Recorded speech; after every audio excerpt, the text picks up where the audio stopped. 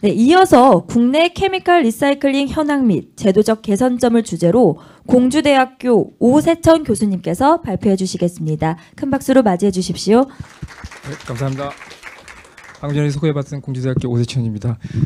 발표드린 내용은 플라스틱 리사이클링 종류하고 그다음에 오늘 주제가 되고 있는 메인 주제가 있는 케미칼 리사이클링 테크놀로지, 그 다음에 이제 국내에서 그렇다면 어떻게 현황이 되고 있느냐, 그리고 관련 제도 정책에 좀 변화가 어떤 부분이 있어야 되느냐, 요 중점적으로 간략하게 말씀을 드리도록 하겠습니다.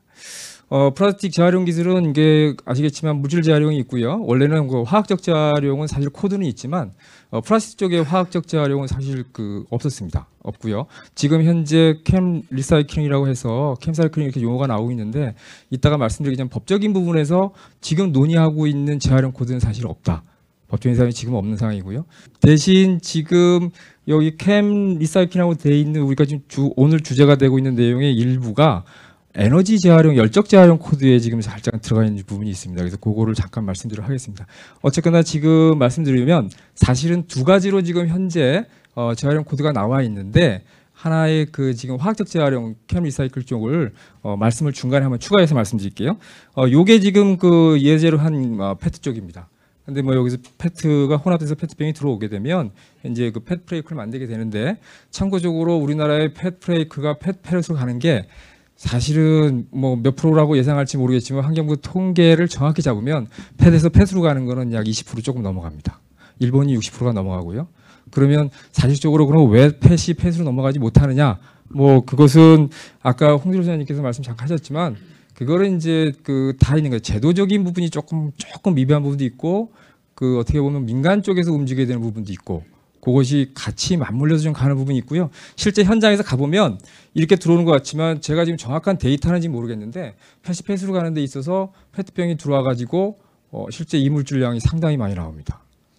여러분이 생각하지는 않고 이물질량이 상당히 많이 나오기 때문에 그러한 부분이 좀 문제가 있지 않느냐라고 해서 시적으로 이제 물질 재활용은 이렇게 보시면 되고요. 그 다음에 이게 화학적 재활용은 사실은 지금 코드가 잘 안 뚫려 있는데 지금 생활계 쪽에서 나오는 거하고 이제 사업장 배기물로 해서 나오는 겁니다. 얼마 전에 서울시에서 문제가 됐던 수거 사태가 있다는 게 생활계 쪽에서 나오는 거가 될 되고요. 지금 현재 방치팽이물은 이제 사업장 배출기에서 나오는 폐 비닐을 포함한 합성수지 계열들이 이제 문제가 된다고 이렇게 보시면 될 것 같습니다. 요건 뒤에 가서 조금 더 설명하겠지만 조금만 더 들어가고 하면, 그래서 여기 케미칼 리사이클링에 보시면 아마 관심이 이것이 사실은 어떻게 보면 정통적인 케미칼 리사이클링이라고 보시면 돼요. 이게 정통적인 케미칼 리사이클링입니다. 그래서 솔벤트를 넣어서 이 솔벤트를 이제 물을 쓸 것이냐, 글리콜 쓸 것이냐, 그 다음에 메탄올 쓸 것이냐, 이거에 따라서 분리가 됩니다. 근데 이제 어떻게 구분해 보시면 지금 오늘의 주제는 이렇게 빨갛게 돼 있어서 파이로시스라는 요 부분이 얘기가 좀 되겠지만 설명을 드리겠지만 조금 틀립니다. 이게 축중압, 아마 폴리머 하시는 분들은 다 아시겠지만 축중압 거치는 부분들은 대부분 이제 이렇게 연구를 좀 하려고 모노머로 해소하려고 많이들 연구가 됐고요. 그 다음에 이제 보통 단량 체력이나 라디칼 반응을 해가지고 쭉 폴리머라이제이션 시키는 쪽은 파이로시스에서 액화 쪽으로 넘어가는 부분.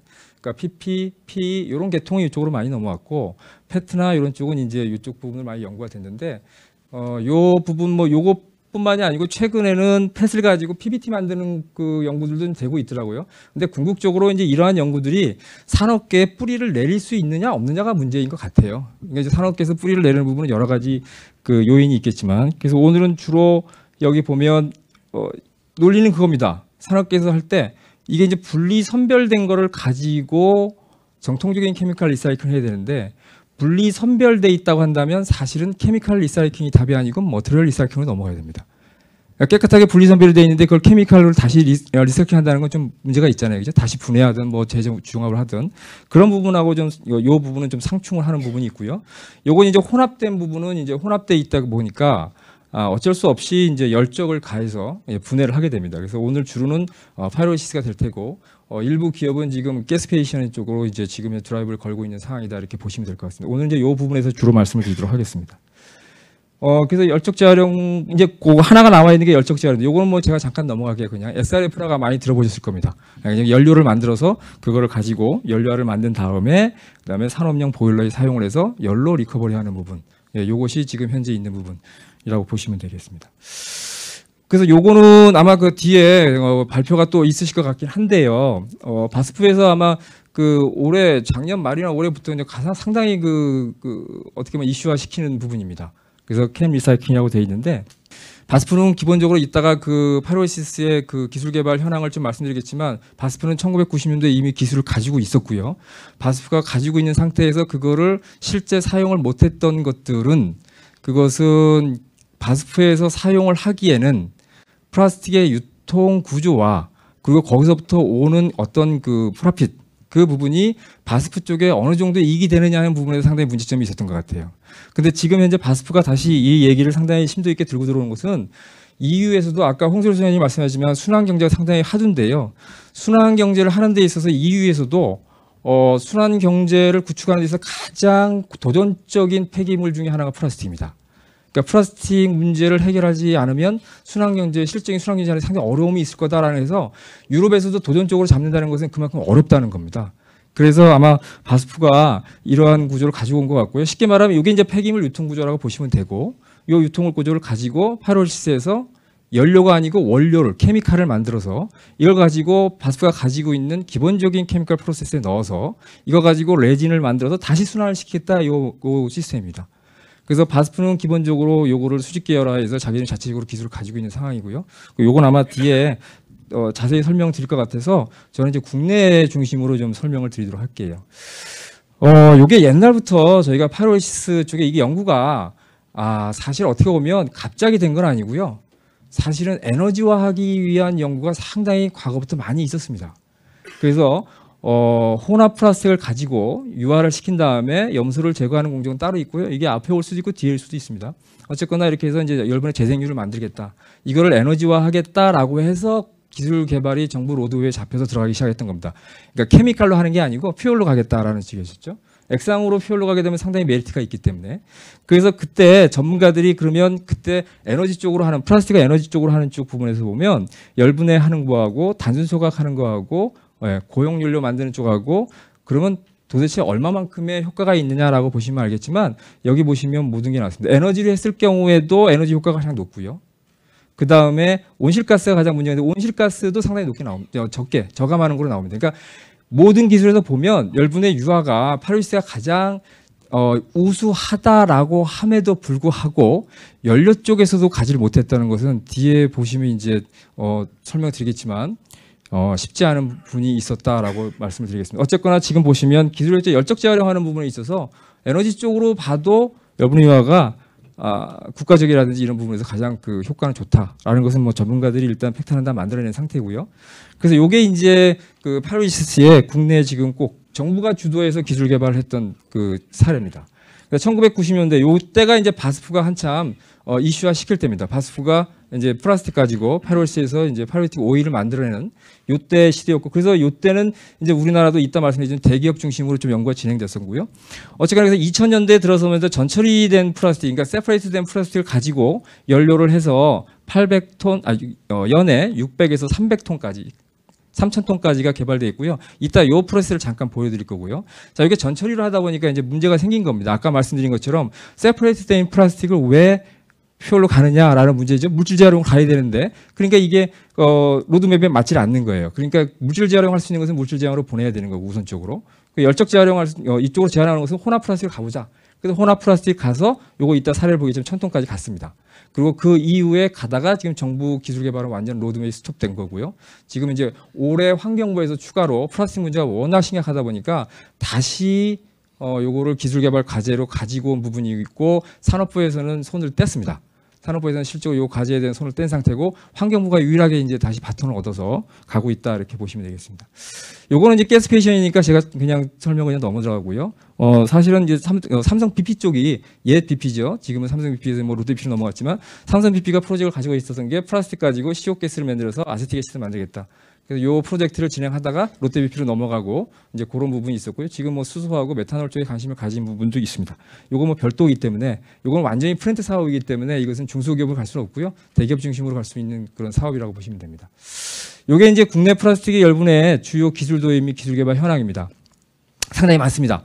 외국에서 상당히 많고요. 중국 기술도 들어오고 일본 기술도 들어오고 폴란드 기술도 들어오고 상당히 독일 기술 뭐 상당히 많이 자체적으로 기술 개발한 것도 있고 정부 지원도 있었고 그래서 지금 상황으로 봤을 때 이것이 신기술은 아니고 과거부터 계속적으로 지원을 해왔다 이렇게 참고적으로 보시고요.